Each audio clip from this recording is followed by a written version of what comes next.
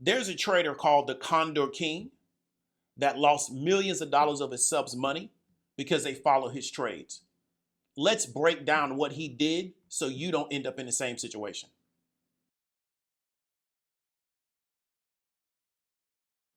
David Chow, also known as the Condor King, lost millions of dollars of his subs' money with short-term options trades, and many market professionals say they knew this would happen months ago. David Chow ran a business called Inside Options. The business was like a trade call-out business where Chow told his subs which trades to execute on. So the cost of this service was around $3,500, and then members were required to have an account of $25K minimum to start. So again, you needed $3,500 to get access to this service in this community, and then you needed a $25K minimum to start because the type of trades they executed on required what we call margin, which means that you had to have an account minimum over a certain amount to get access to that margin. Because of the cost around this, we understand that this was a big ticket offer directed at people who already have money. This was not an offer for people trying to start an account with $500. And we're not saying that to be disrespectful. What we're saying is that this was an offer directed at people that already had larger accounts and had more money to spend. Why was it doomed to fail? It's really easy. Math and risk management. Many traders think as long as they're making money, they're Superman. The math around trading tells us that the losses are coming, and without proper risk management, the trader will destroy their account.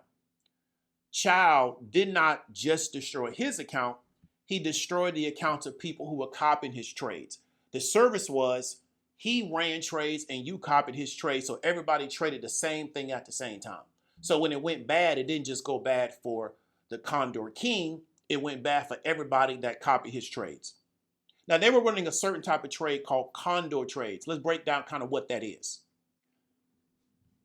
When we're talking about an iron condor, what we're normally talking about is some type of trading strategy in which we employ what I would call a spread. And it's really based on the idea that when we're trading this strategy, we want the stock price to stay flat.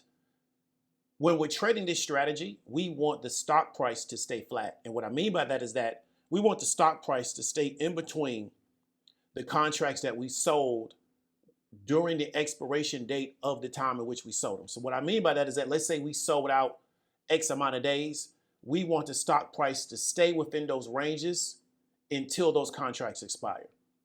So in this example, what we're going to do is we're going to buy a $60 put, we're going to sell a $65 put, we're going to sell an $85 call, and we're going to buy a $95 call. The calls and puts that we purchase are quote unquote protection. That's what people are trained, that are taught this particular strategy. They're supposed to be protection of the stock price going outside of the range in which we wanted to stay within. And what it's designed to do is say, well, if it goes outside of it because we sold it, we can also monetize that move outside of the range of the contracts that we sold. And this is what the Condor King and his subgroup were employing, this type of strategy. There's math behind it to where you're going to take a credit. And what I mean by credit is that there's a fixed amount of money that you're going to make off this particular trade because you're really not trying to make money off the contracts that you purchased. You're really trying to make your money off the contracts that you sold. The challenge is that when this doesn't work, it can unwind really, really rapidly. And many people know how to get into this play. They don't know how to get out of it when it doesn't work. And so they're very confident of things until it doesn't work. And then when it doesn't work, you can't find them. But this is what an iron condor is. Chow also used something called a Martingale strategy. So not sure how he came up with that. Once you understand the math behind Martingale strategy, he is chasing his losses on trades with fixed returns. The Martingale betting strategy doesn't work, but what are the odds it does work? So the idea is simple. Say we bet $100. If we lose, we bet $200. If we lose that, we bet $400, and so on. The idea being eventually we will win, and since we keep doubling our bets, we will win back all of our losses plus 1 unit more. So this doesn't work because eventually we're going to go on a losing streak, and we will lose so many in a row that either we just run out of money, or we are beyond the maximum bet that the casino will actually take. Depending on where you're playing, Usually you'll hit this table max after losing about 6 or 7 in a row. Day 13 of martingaleing every single day until I win. Today, the biggest bet of the series and of my life, $3,200. I'm putting $3,200 on player. Let's go.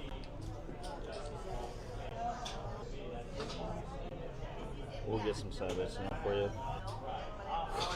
Wish me luck. Oh my goodness, my fate is here. Oh my God, this is crazy. This sweat is insane. Okay. Let me see, please.